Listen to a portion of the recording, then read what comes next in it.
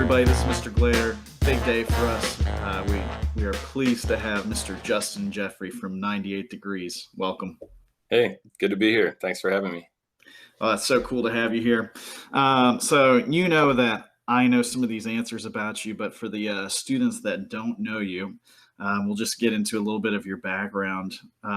In Cincinnati, you know it's a huge question. What high school did you go to? But since I have some middle schoolers too, what middle school and high school did you go to? Well, for elementary, from first through the fifth grade, I went to St. Vivian's. But then starting in the sixth grade all the way through high school, I went to the School for Creative and Performing Arts in over the Rhine. I guess technically it's Pendleton. But anyway, so, that was a good amount of time. Really gave me a lot of opportunities to take some music classes I never would have been able to afford private lessons. I was also able to get some scholarships for some private lessons as well. So it was a pretty transforming experience for me. It's really, made a major impact on my life. That's awesome. So in school, what were some of those musical activities that you got to participate in? Choir, band, musicals, maybe even some other electives? Yeah. So when I first started in the sixth grade, there was a lot more time in the schedule. So I had not only instrumental and vocal music classes, but I also had a drama class. And then that first year, I had a music theory class. And at that time, I was very new to music. I think, I sung and listened to music and stuff, but it was, reading music and all that was very new to me. And at that time, I didn't really take the theory part as seriously as I wish I had. But it was a great experience, and not only did I have some really great teachers, but really learned a lot from my fellow students, and kids that were older and kids that were my same age and even a little younger, as far as just getting interested into music. Mm-hmm. Did you experience like a full ensemble choir? Were you in that, or were you in some smaller groups? Yeah, well, we kind of did it all. I mean, it started off just being in an ensemble choir, and then concert band, and then as you got older, things became more collaborative and stuff. So we would be playing not only with the brass, bands and the woodwinds, but we'd be playing with the strings and full symphony stuff. So we did some pretty, heavy, types of classical music and really all kinds of stuff. I got to be in a jazz band in high school, and that was a lot of fun. That when I was younger, kind of before I got into high school, as when I discovered that we had a jazz band and they were really good. It was essentially a big band and playing charts like you would hear the Blue Wisp Big Band play, and a lot of great challenging stuff. Uh,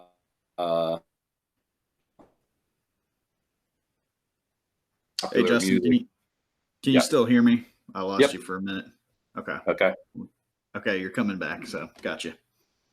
All right. So yeah, I got to play in a jazz band, and essentially in the symphony, we'd have just all kinds of different performances. Sang in a vocal jazz group. There was our choir teacher was really adventurous, and so she had us singing all kinds of stuff from different cultures, different languages, and really just some intense ear training exercises and stuff. So it was really a great experience, and it's really led, what came about now with what I'm doing these days, and I have been for over 20 years now with 98 Degrees. That sounds like an incredible schooling experience as far as your music ed goes. Yeah, I was really, really lucky, and I'm grateful to have had that experience, and also it made school more fun. And I think when I first started learning to play, you were playing things like "Mary Had a Little Lamb" that were weren't very cool, but then the further along you got, the more you really started to do some really cool and interesting music that I still appreciate all that stuff to this day. Mm-hmm. So let's talk post high school then, and pre 98 Degrees. What did you do right out of high school as far as did you go to college? Did you go into the workforce? Well, actually, it was in high school when I started singing with Nick Lachey.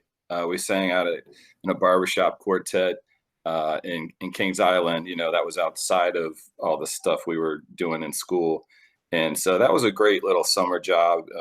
We got to, we could go to Kings Island for free, and we made good money for, compared to what most people were making at that. And it was just a pretty easy and fun job. We'd walk around the park and then just kind of people would either ask us to sing or we'd just, start singing to people. And so that was a really good experience and a great job. And that was sort of when I started to think, you can actually make money doing this stuff. And it's pretty fun if you're able to do it with your friends.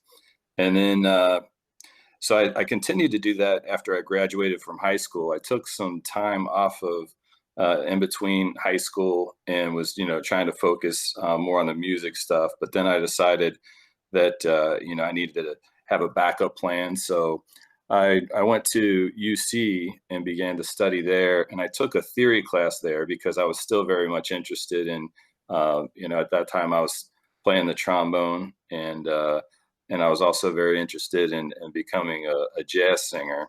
And at that time, UC and CCM did not have a vocal jazz program. So I just took a theory class and then study electives, and was kind of leaning towards history as a degree. But then my buddy and I were in a band. We were playing in an oldies band, mostly on the West Side, and we played private parties doing doo-wop songs and classic R&B from the 50s and 60s mostly.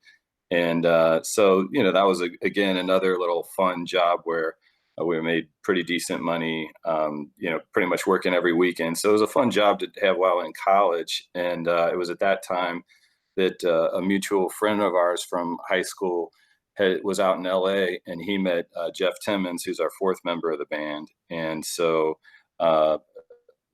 Nick and I had been in a band that recorded a CD of an a cappella song, and our friend played that for Jeff. And Jeff at the time had connections to James Brown and his band, and was, supposedly had a record deal lined up.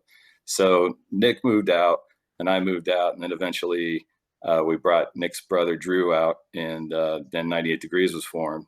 Once that happened, then we had to struggle eating ramen noodles and potatoes, and everybody got whatever jobs they could get just to get by. And we would sing for trying to get free tacos at Taco Bell. We'd sing for all kinds of stuff just because we didn't really have any money and we were really struggling. But eventually in LA, a lot of people know people in the music industry and in the business. So eventually we got to work with Montel Jordan, who was opening for Boyz II Men. And it was really Montel and his crew, his dancers and his band.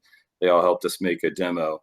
And it was one of his dancers that passed it on to the president or the vice president of Motown Records. And so they called us in to audition, and then we sang for them and did a little, a cappella song, and they signed us on the spot. That's an awesome story for all those, the young people out there that think that they can just immediately, go into something successful. The biggest takeaway from your story is, and for a lot of people, is networking. Like you put yourself out there with barbershop group, working at Kings Island. You were in the band. You were doing, like you said, cover band work, all sorts of stuff. And then, 98 Degrees networking and getting your guys' name out there that way too. It's a huge thing. It is, and it's funny. We always thought, well, the dream was to get a record deal. And then you figured once that happened, you'd be on Easy Street. But as we quickly found out that there's a lot of artists that get signed to record contracts, but then the label, either has too much going on, or they're not really sure what to do with the artist, or so a lot of great talented people end up just on the shelves, and their career never really takes off, even though they did get the record deal. So we learned early on that you have to be willing to work really hard. And, because we basically were willing to do whatever they told us, and we showed that we were very passionate and willing to work hard. So that helped us win a lot of friends over in the industry. And that's really been a key to our success. It's really about hard work. if you're lucky, you get to do something that you enjoy.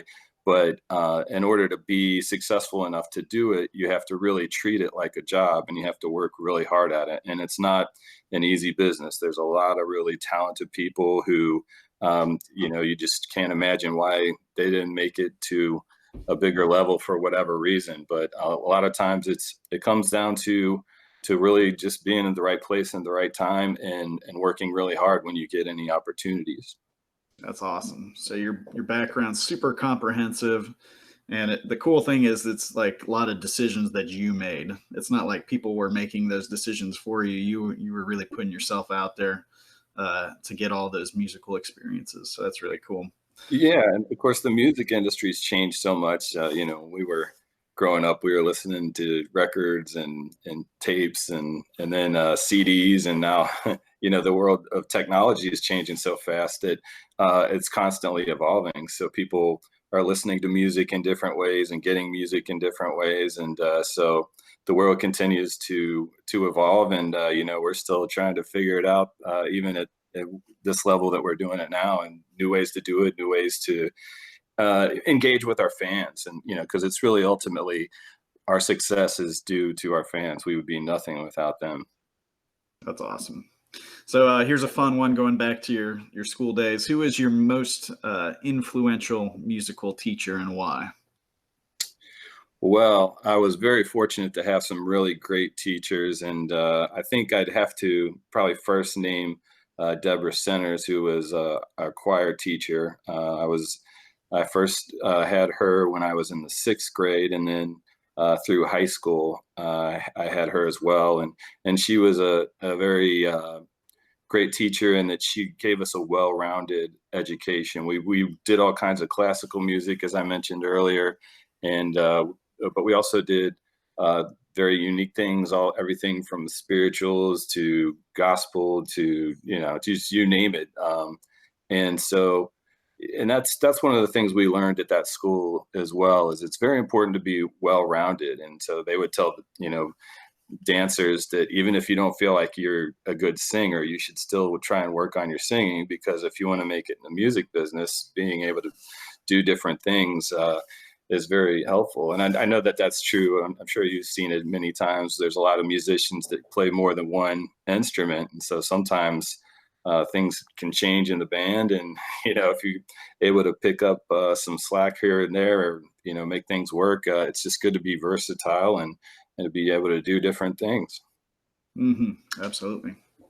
Now, when I decided to go into music, it was probably from both experiencing really good experiences with my high school music teachers, and as well as just those performing experiences with my peers. I kind of think it was both things that influenced me in wanting to go down that path.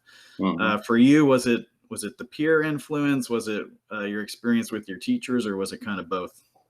It was a combination. I think that because we were doing, really challenging music, I think we had a good confidence in our skill level. So at that time, this was around the time that Take Six had come out, which was a vocal jazz gospel group, very inspired by them.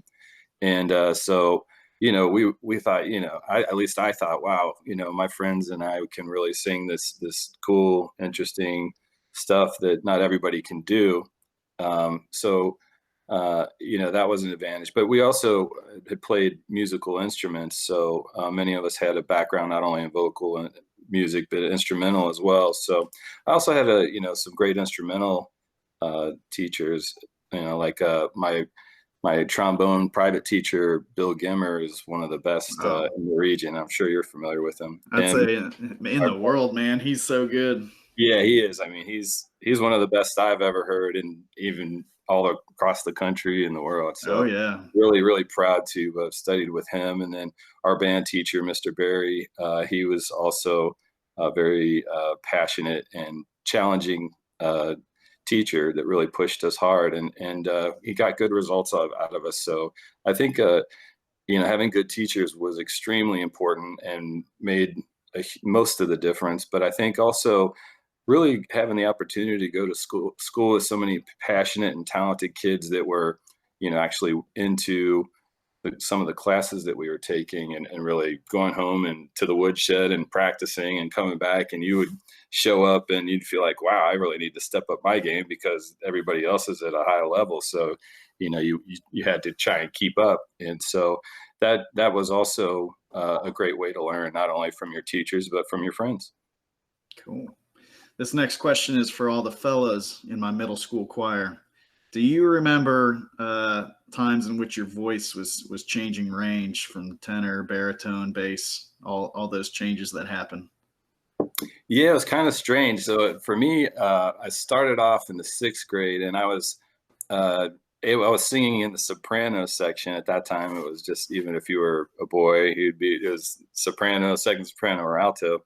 Yep. And I started off in the soprano section because my cousin was in the choir, and so I just was sitting next to her and her friends, and then through the year I had to switch towards the end. I was in the alto section, and then went away from the summer, and I came back and I was singing bass in the in the next choir. So and at that time there weren't many kids that were able to sing bass, in junior high school. So that was an interesting experience. And anyway, yeah. So I've always been kind of interested in the bass parts. When I listen to harmony music, I always like to listen to the different parts, and I really love harmony, and that's how we ended up doing what we do today. Yeah. So I'm kind of the same way. When I'm listening to music, I have a really hard time memorizing lyrics because I'm listening mostly for like horn parts that are in the background, and I try and figure those out first. So it's just weird how our brains work sometimes with that. Yeah. Do you find it more fun to sing bass over as opposed to, if you were assigned in a choir to sing tenor? Do you find one part more fun to sing over the other? Well, I think I would enjoy singing tenor, but I just my voice isn't, sort of limited to a lower range. I'm more of a bass baritone.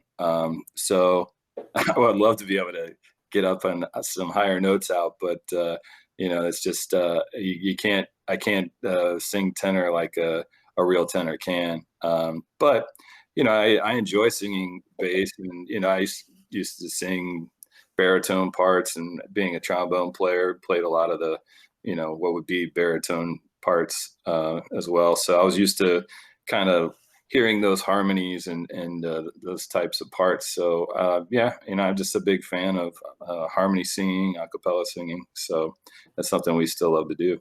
Hmm. That sounds like at SCPA that they really focused on music literacy there, which is awesome that you could have classes to kind of really devote to that. So I take it you learn most of your music by reading a score, or Mhm. with 98 Degrees or Barbershop. Did you ever learn stuff by rote in those groups, or was there always a music provided? Usually, like in the barbershop group, we would, there'd be music. So yeah, and they really, I mean, our choir teacher, she'd have just you as an individual stand up and sight read, and so it really was a stickler for sight reading and being able to be literate when it came to music. But I think when we started around when we were in, yeah, I had just graduated from high school, is when Boys to Men, uh, who we've gotten to work with in the past recently, they they had come out and they were really successful and had a huge hit with "It's So Hard to Say Goodbye," and they had so many hits after that. So that really kind of brought a cappella singing into popular culture again. So that was kind of a game changer for us too, because singing barbershop was fun and we could make money doing it, or the same as with doo-wop. But being able to sing stuff that was current and on the radio, that made it was really cool and hip. And so, and at that time, we were pretty much learning by ear. And so, a lot of times, in the professional setting, it's usually you learn, either there'll be a demo that you listen to and you learn the parts, or there'll be a producer that'll, help you develop the lines and the parts that you sing. That's cool. What's one aspect of music that you wish you could have studied more in middle school and high school that maybe just wasn't covered? Well, honestly, one of my bigger regrets is, in the sixth grade, I wasn't taking music theory class very serious because at that time I wasn't really that, passionate about learning about music. But that was really a great opportunity that I wish I had put more into because later I learned how valuable it was to be able to have access to that kind of knowledge. And especially when I went to the University of Cincinnati and I had to pay for my classes. So I was paying to take a theory class there that, if I had worked harder back in the sixth grade, I would have, been much farther ahead in that department. So that's one of my bigger regrets. And also, I had a friend that offered to give me piano lessons in the summer over a break. And I greatly regret not taking her up on that because, I really wish I was more proficient at sitting down and playing a keyboard or a piano. That's me right now, man. I wish I did piano more. It's killing me right now in a choral setting. Yeah, no doubt, no doubt. But I could always ask my brother for a couple lessons, I guess. That's true. You do know somebody who's very, very talented. Right. It's always easier at a younger age, though. Those kids That's true. take advantage of it. Yeah. Yeah. When I was in the sixth grade, I had a lot of time. I wish I would have used it better. So, Fortunately, I feel like the kids kind of today have an advantage in that you can learn a lot of things going to YouTube. I play the harmonica. I like to play the blues harmonica, and there's some great videos out there that are free that you can learn. And that's such an inexpensive and fun instrument. It's easy to load in and easy to load out. absolutely. I've had a couple sax players learn the intro to Careless Whisper via YouTube. Oh yeah, Yeah. no doubt. All right. So away from music for a sec, what's your favorite pizza joint in Cincinnati? There's so many of them. Yeah, that's a good one. Well, I grew up loving La Rosa's, and that's still one of my favorites. More recently, though, a lot of times we like to go to Harvest in over the Rhine, right next to Findlay Market. I think they have some pretty good crust and pizza. Those are my main go-tos when it comes to pizza locally. Although I do like a Tovola's. That's a good one too. So that is good. Yep. Dewey's. I'm a huge Dewey's fan. Yeah, Yep. Dewey's is really popular. Yep. All right. And do you have a favorite park in the city or around the city that you like to go to? That's a good question because and it's tough to answer because we're very fortunate to have such a great park system. So I live next to Bellevue Hill Park, which is a really great park because you can see all of over the Rhine and downtown and the river. And so it's a very great spot to see the city. But not far from there, there's Fairview Hill Park. There's a lot of parks with great views, especially the river and the downtown area.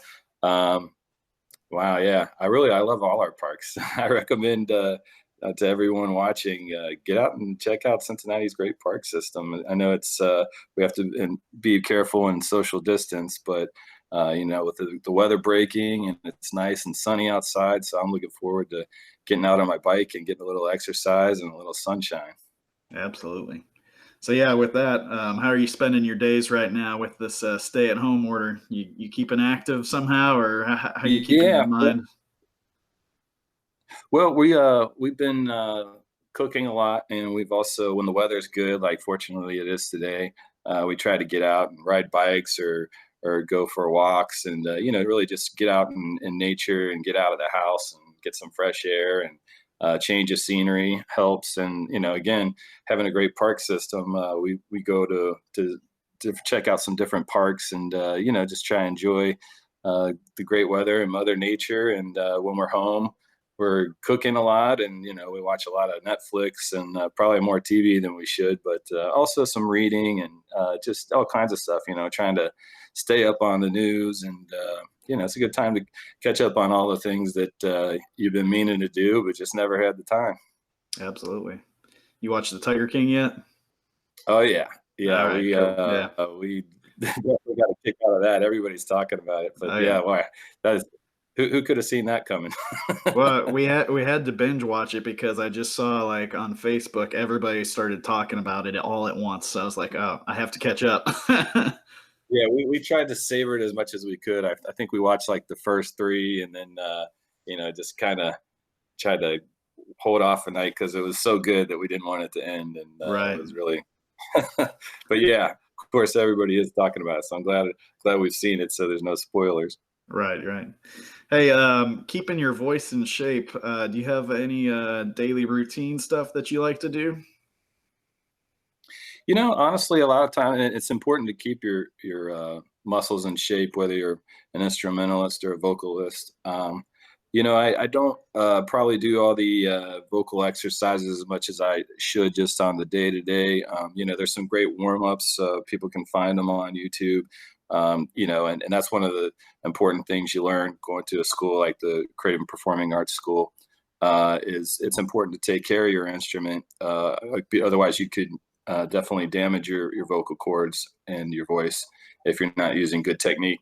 So, but honestly, what I like to do to keep my voice in shape is just sing songs that I like, and try to sing things that are comfortable in your range, especially when you're first getting warmed up. Sing.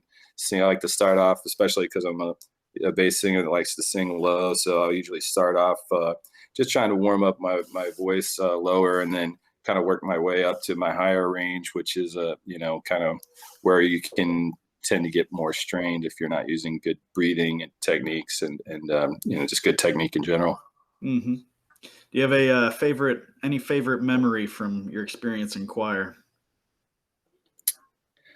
Um, hmm. Do you guys go on any trips or anything? Yeah, probably we used to go to a lot of competitions and state competitions, and we always like to do that because the choirs and the bands in our school always got rave reviews from the judges. And so actually it wasn't so much going to the contest as when we would get back to the school and our teacher would play us the judges would have a recording as they were watching us perform, and they would talk about it, and you would hear how impressed they would be with the use of dynamics. And so we always got a real kick hearing the judges kind of be wowed by what we were doing. But mostly I think the credit goes to our choir and band teachers. They were really stellar, and they really knew we're very musical people who taught us a lot and got great results out of us, even if they had to yell and scream at us sometimes. Right. Yeah. That has to happen, I guess, sometimes. Yeah, we all have to learn to try and be more professional, and that was one of the things that I was fortunate enough to learn at that school, is that you have to treat it like you're doing it for real. If you want a job, you have to act like you already have it. Hmm. Now, for me, if I can spot another saxophonist in the crowd wherever I'm playing, automatically my nerves are kicked up. For you, are Yeah. you more nervous in huge, you've played stadiums. Are you more nervous playing huge crowds or small crowds where some of the people that are out there? Well, we've done so many performances, and wow. Um, it's hard to say. I mean, a lot of times the doing TV would be some of the scariest moments, especially live TV.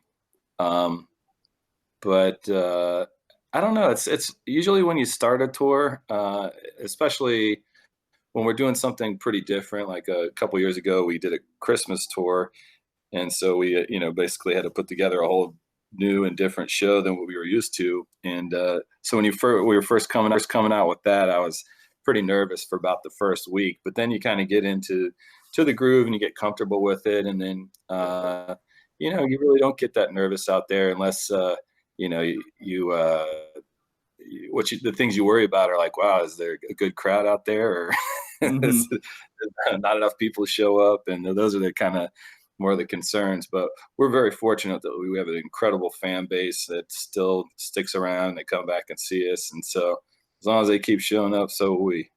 That's awesome. What is the largest audience that you've ever performed in front of? It could be TV too, if you want to include some of those numbers.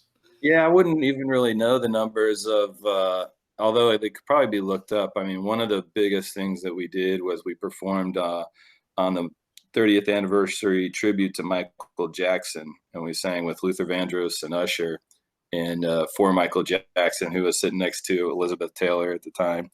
And it was Madison Square Garden, so there was definitely a big house and just audience there. But you knew that this was going to be seen all over the world. So Yeah.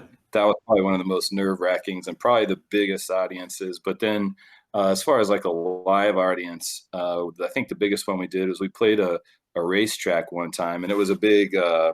We used to do a lot of music festival type of things, like the radio stations would host. So you'd have kind of all the popular artists of the day would perform at and do 20-minute set or whatever.